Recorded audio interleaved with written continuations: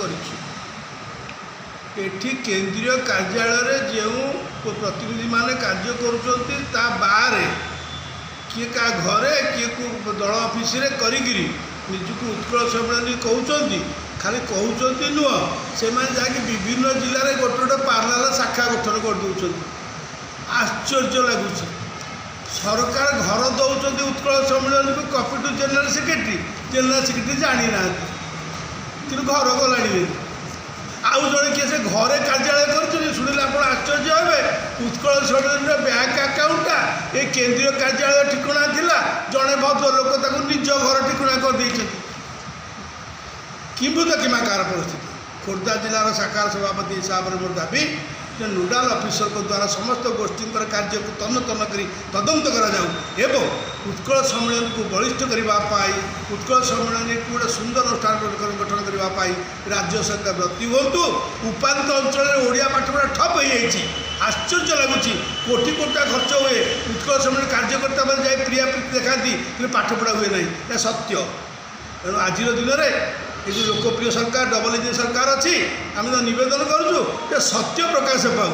କିନ୍ତୁ ବିଡ଼ମ୍ବନାର କଥା ଯେ ଗୋଟେ ଘର ଦେଇଛନ୍ତି ୱିଥ୍ ଏ ପ୍ଲି ଯେ ଉତ୍କଳ ସମ୍ମିଳନୀ ଘରଟା ଭଙ୍ଗା ହେବ। ଗଲା ବର୍ଷ ଲକ୍ଷ ଲକ୍ଷ ଟଙ୍କା ଦେଇ ଗୋଟେ ଘର ତିଆରିଛନ୍ତି, ଏଠି 240ଟା ଘର ଭଙ୍ଗା ହେବ ବୋଲି ମାଷ୍ଟରଟା ନେଇଥିବା ସତ୍ୟ। କେବେ ଭଙ୍ଗା ହେବ ଠିକ୍ ଠିକଣା ନାହିଁ, କିନ୍ତୁ ସେଇ ବାହାନାରେ ଗୋଟେ ଘର ଜଣେ ନେଇକି ପଳେଇଲାଣି ଉତ୍କଳ ସମ୍ମିଳନୀ ନାଁରେ। ଜୟ ଜଗନ୍ନାଥ। ବିଚାର ଆପଣମାନଙ୍କର। ମଧୁବାବୁଙ୍କ ପ୍ରତିଷ୍ଠାରେ ଉତ୍କଳ ସମ୍ମିଳନୀ ଓଡ଼ିଆ ଭାଷାଭାଷୀ ଅଞ୍ଚଳକୁ ନେଇକି ଗଠନ କରାଗଲା ଏବଂ ତା ପରବର୍ତ୍ତୀ ଅବସ୍ଥାରେ ଉତ୍କଳ ସମ୍ମିଳନୀ ସମସ୍ତ କାର୍ଯ୍ୟ ଓଡ଼ିଆ ଭାଷାର ଇଏ ପାଇଁ ମଧ୍ୟ ଚେଷ୍ଟା କରୁଛି। ଏଇ ଘର ଜାନକୀ ବାବୁଙ୍କ ସମୟରେ ଯେତେବେଳେ ମୁଖ୍ୟମନ୍ତ୍ରୀ ଥିଲେ, ସେତେବେଳେ ଆମେ ଯାଇକି ତାଙ୍କୁ ଅନୁରୋଧ କରିବାରୁ ସେ ଏହି ଘରଟିକି ଦେଇଥିଲେ ଏବଂ ଏ ଘରେ ଉତ୍କଳ ସମ୍ମିଳନୀର ସମସ୍ତ କାର୍ଯ୍ୟ କରୁଛି। ଆପଣମାନେ ଦେଖିବେ ସମ୍ବାଦପତ୍ରମାନ ପ୍ରକାଶ ପାଉଛି, ଏଠି ସବୁ ଓଡ଼ିଆ ଅସ୍ମିତା ଏ ବିଷୟରେ ସବୁ ବିଷୟରେ ଏଥିରେ କାର୍ଯ୍ୟ ହେଉଛି।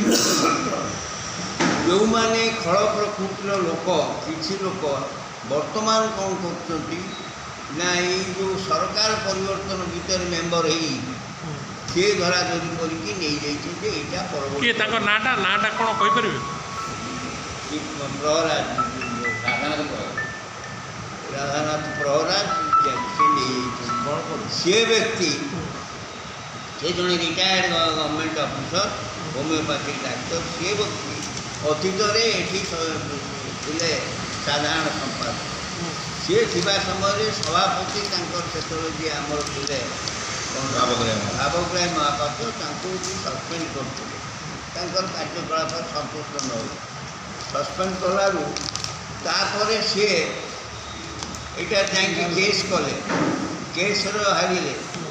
ତାପରେ ନିର୍ବାଚନ ସ୍ଥଗିତ ରଖାଯାଉ ବୋଲି କରିକି ହାରିଲେ। ତାକୁ 144 ଏକ୍ଜିକ୍ୟୁଟିଭ୍ ମାଜିଷ୍ଟ୍ରେଟ୍, ସେତେବେଳେ ପୋଲିସ ତ ବର୍ତ୍ତମାନ କରୁଛି ନୂଆ ନିୟମ ଅନୁସାରେ, ତାଙ୍କୁ ବାରଣ କଲା ଏଠିକି ଯାଇପାରିବନି, ଗୋଳମାଳ କଲେ। ସେ ଲୋକ ବର୍ତ୍ତମାନ ଗୋଟେ ସମୟର ସୁଯୋଗ ନେଇ ସରକାରୀ ଦଳରେ ଗୋଟେ ମେମ୍ବର ଏ ଘରଟିକି ଚଞ୍ଚଳତା କରିକି ନେଇଯାଇଛି। ଗୋଟେ କମିଟି କରିଦେଲେ। ଆପଣ ମୁଁ ମଧ୍ୟ ଗୋଟେ କମିଟି ଉତ୍କଳ ସମ୍ମିଳନୀ, ଆରେ ମଧୁ କୁଆଡ଼େ ଗଲେ, ଇଏ କୁଆଡ଼େ ଗଲେ, ଉତ୍କଳ। ତାହେଲେ ଆପଣ ତାଙ୍କ ବିରୁଦ୍ଧରେ କିଛି ଆଇନ କାର୍ଯ୍ୟାନୁଷ୍ଠାନ ନେବେ?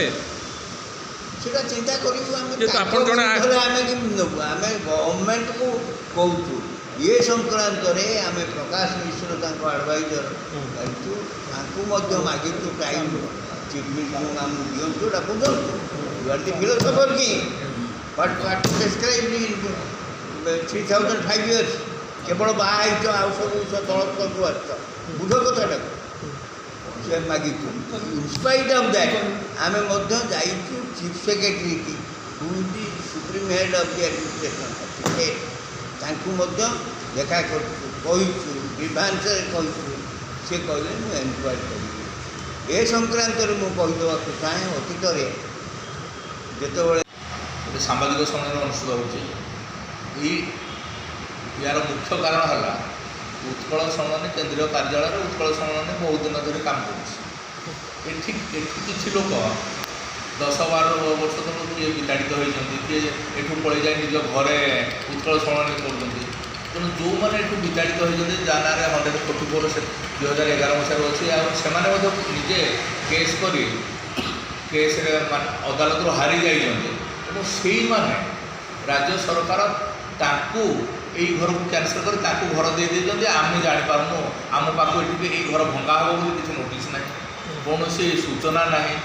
ଏବଂ ଯାହାକୁ ଦେଇଛନ୍ତି ତାଙ୍କୁ ଦେଲେ ବୋଲି ମଧ୍ୟ ଆମ ହାତରେ ଖବର ନାହିଁ। ଆମେ ଖବର ପାଉଛୁ ଇଲେକ୍ଟ୍ରିକ୍ ଅଫିସର ଆସିବା କାଟିବା ପାଇଁ, ତ କାହିଁକି ନା ଆପଣ ଘରଟା କ୍ୟାନସଲ୍ ହେଇସାରିଲାଣି। କି ଆମ ଘର କ୍ୟାନସଲ୍ କେମିତି ହେଲା ଆମେ ତ ଜାଣିନୁ। ଘର କ୍ୟାନସଲ୍ ହେବାର ବା ବାତିଲ ହେବାର ଆମକୁ ସୂଚନା ଥିବା ଦରକାର ତା ପୂର୍ବରୁ। କାରଣ ଆମେ ଉତ୍କଳ ସମୟରେ ଯାହା ଆମର ଚେୟାର ଟେବୁଲ୍ ବା ଆମର ଯାହା ଅଛି ଆସବାବପତ୍ର ଅଛି, ଯାହା ଆଲମାରି ଅଛି, ଉତ୍କଳ ସମୟର ବିଭିନ୍ନ ଛତ୍ରୀ ତରାସ ଯାହା ଯାହା ଆମ ଓଡ଼ିଆ ନବବର୍ଷକୁ ବ୍ୟବହାର କରୁ ବା ଯାହା ଯାହା ଅଛି ଏଠି ସବୁ, ଆମେ କ'ଣ ତାକୁ ନେଇକି ରାଜରାସ୍ତାରେ ଥୋଇବୁ ନା କ'ଣ? ତାକୁ ଆମେ କେଉଁଠି ନେଇ ଥୋଇବୁ? ତେଣୁ ପୁଣି ଆଉ ଗୋଟେ ବଡ଼ କଥା, ଆପଣଙ୍କର ଯଦି ଏଇ ଘର ଭାଙ୍ଗିବା ପାଇଁ ଯୋଜନା ହେଇଛି ରାଜ୍ୟ ସରକାରଙ୍କର, ତାହେଲେ ଆପଣ ଲକ୍ଷ ଲକ୍ଷ ଟଙ୍କା ଖର୍ଚ୍ଚ କରି ଏଇଠି ଏଇଭଳିଆ ସଭାଘର କାହିଁ କରୁଥିଲେ? ଆପଣ ତ ଏଇ ସମାଜପୁର ସଭାଘର କରିଦେଲେ, ଏଇ ସଭାଘର ତ ହେଲେ କରିନଥାନ୍ତେ, ଏଇ ପଇସା ଅନ୍ୟ ଯୋଉଠି ଦେଇଥାନ୍ତେ ଆମେ ସେଇଠି ସଭାଘର କରିଥାନ୍ତେ। ଆପଣଙ୍କର କୌଣସି କିଛି କ'ଣ ଯୋଜନା ଅଛି କ'ଣ ଅଛି, ଆମେ ଯିଏ ସେଇ ଘରେ ରହୁଛନ୍ତି ତାଙ୍କୁ ତ ସୂଚନା ତ ଦେବେ ନା। ତାହେଲେ ଘରଟା କାହାକୁ ଦିଆଯାଇଛି? ଉତ୍କଳ ସମ୍ମିଳନୀକୁ ସାଧାରଣ ସମ୍ପାଦକ ଉତ୍କଳ ସମ୍ମିଳନୀରେ ଘର ଆସିଛି, କିନ୍ତୁ ସେ ସାଧାରଣ ସମ୍ପାଦକ ମୁଁ ନିଜେ କହୁଛି ସଭାପତି ପାଖରେ ବସିଛନ୍ତି, ଉପସଭାପତି ପାଖରେ ବସିଛନ୍ତି, ଆମର ଖୋର୍ଦ୍ଧା ଜିଲ୍ଲା ଶାଖା ସଭାପତି ସତ୍ୟଚନ୍ଦ୍ର ମିଶ୍ର ପାଖରେ ବସିଛନ୍ତି, ମଞ୍ଚେଶ୍ୱର ଶାଖାର ସମ୍ପାଦକ ଯୁଗ୍ମ ସମ୍ପାଦକ ସୁବିଧା ବାବୁ ଏବଂ ଗଣ୍ଡାବାବୁ ବସିଛନ୍ତି, ଭୁବନେଶ୍ୱର ଶାଖା ସଭାପତି ବସିଛନ୍ତି ମହାପାତ୍ର ବାବୁ। ସମସ୍ତେ ଆମେ କେହି ଜାଣିବୁନି ଆପଣ ଆପଣଙ୍କର ଘର ବାତିଲ କରିଦେବେ, କୌଣସି ସୂଚନା ଦେବେନି। ତେଣୁ ଏହା ହେଉଛି ଅଗଣତାନ୍ତ୍ରିକ। ଉତ୍କଳ ସମ୍ମିଳନୀ ଭଳି ମଧୁବାବୁ ଯେଉଁ ଅନୁଷ୍ଠାନ ଗଢ଼ିଥିଲେ ସେଭଳିଆ ଅନୁଷ୍ଠାନ ସହିତ ଏଭଳି ଖେଳ ନ ଖେଳନ୍ତୁ। ତେଣୁ ଏ ଘର ଯେଉଁ ବାତିଲ କରିଛନ୍ତି ସେଇ ବାତିଲ ଅର୍ଡ଼ରକୁ ତୁରନ୍ତ ବାତିଲ କରାଯାଉ। ଏବଂ ଆମକୁ ଆଉ ଗୋଟେ ଯଦି ଏ ଘର ଆପଣଙ୍କର କ'ଣ ଭାଙ୍ଗିବାର ଅଛି ବା କ'ଣ କରିବାର ଅଛି ଯେବେ କରାଯିବ, ଯେବେ ଆପଣଙ୍କର ଯାହା ଯୋଜନା, ଆପଣ ଯୋଜନାକୁ ଆମେ ବିରୋଧ କରୁନୁ, କିନ୍ତୁ ଆପଣ ଯେବେ ଯଦି କ'ଣ କରାଯିବ ଯେବେ ଭାଙ୍ଗିବେ ତା ପୂର୍ବରୁ ଆମକୁ ଗୋଟେ ଭଲ ଘର ଦିଅନ୍ତୁ, ତାପରେ ଆପଣ କାମ କରନ୍ତୁ। ତେଣୁ ସାଙ୍ଗେ ସାଙ୍ଗେ ଆପଣ ଯେଉଁ ବିଭାଗ ଗୁଡ଼ାକ ଇଲେକ୍ଟ୍ରିକ୍ ଅଫିସ୍, ପାଣି ଅଫିସ୍ ବା ଯେକୌଣସି ଅଫିସ୍କୁ ଆପଣ ପତ୍ର ଦେଇକରି ଏ ଘରୁ ଲାଇନ୍ ପାଣି ସବୁ କାଟିବା ପାଇଁ ବ୍ୟବସ୍ଥା କରେଇଛନ୍ତି, ଆପଣ ତାଙ୍କମାନଙ୍କୁ ପତ୍ର ଦିଅନ୍ତୁ ଯେ ଏ ଘର ବାତିଲ ହେଇନାହିଁ, ବାତିଲ ଅର୍ଡ଼ର ବାତିଲ କରି ସାଙ୍ଗେ ସାଙ୍ଗେ ଦେବା ପାଇଁ ଅନୁରୋଧ କରୁଛୁ ରାଜ୍ୟ ସରକାରଙ୍କୁ ଏବଂ ମୁଖ୍ୟତଃ ସାଧାରଣ ପ୍ରଶାସନ ବିଭାଗକୁ। ଏଥିପାଇଁ ମଧ୍ୟ ଆମେ ଆନୁଷ୍ଠାନିକ ଭାବରେ ଆମେ ଯାଇ ସାଧାରଣ ପ୍ରଶାସନ ବିଭାଗର ଦାୟିତ୍ୱରେ ଅଛନ୍ତି ଯେ ମୁଖ୍ୟ ଶାସନ ସଚିବ, ତାଙ୍କ ସହିତ ମଧ୍ୟ ଆଲୋଚନା କରିଛୁ, ତାଙ୍କୁ ମଧ୍ୟ ଅଭିଯୋଗ ଦେଇଛୁ। ଧନ୍ୟବାଦ।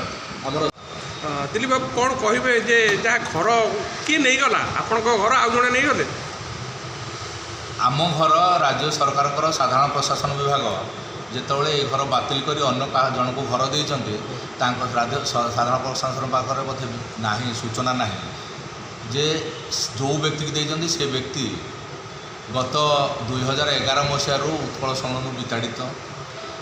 ପୋଲିସ କମିଶନରଙ୍କ ଦ୍ୱାରା ତତ୍କାଳୀନ ପୋଲିସ କମିଶନର ଦ୍ୱାରା 144 ଧାରାରେ ମଧ୍ୟ ଏ ଘରକୁ ପ୍ରବେଶ ନିଷେଧ ଏବଂ ସେ ନିଜେ ମଧ୍ୟ ଅଦାଲତର ଆଇନର ଆଶ୍ରୟ ନେଇଥିଲେ ମଧ୍ୟ ସେ ନିଜେ ସେଠାରୁ ମଧ୍ୟ ପରାସ୍ତ। ସେହି ବ୍ୟକ୍ତିକୁ ରାଜ୍ୟ ସରକାରଙ୍କର ସାଧାରଣ ପ୍ରଶାସନ ବିଭାଗ ଉତ୍କଳ ସମ୍ମିଳନୀ ନାଁରେ ଆଉ ଗୋଟିଏ ଘର ଦେଉଛନ୍ତି। ଆଉ ତା'ର ସୂଚନା ଉତ୍କଳ ସମ୍ମିଳନୀ କାର୍ଯ୍ୟାଳୟରେ ଉତ୍କଳ ସମ୍ମିଳନୀର ଯେଉଁମାନେ କର୍ମକର୍ତ୍ତା ତାଙ୍କୁ ସୂଚନା କିଛି ନାହିଁ। ତେଣୁ ଏହାଠୁ ଭଳି ଦୁଃଖର ବିଷୟ କିଛି ନାହିଁ। ଉତ୍କଳ ଗୌରବ ମଧୁସୂଦନ ଦାସଙ୍କ ଦ୍ୱାରା ଗଠିତ ଉତ୍କଳ ସମ୍ମିଳନୀ ଯାହା ଓଡ଼ିଶା ଗଠନ କରିଥିଲା, ସେଇଭଳିଆ ଅନୁଷ୍ଠାନ ପ୍ରତି ରାଜ୍ୟ ସରକାର ଏଭଳି ଅବିଚାର ନ କରନ୍ତି।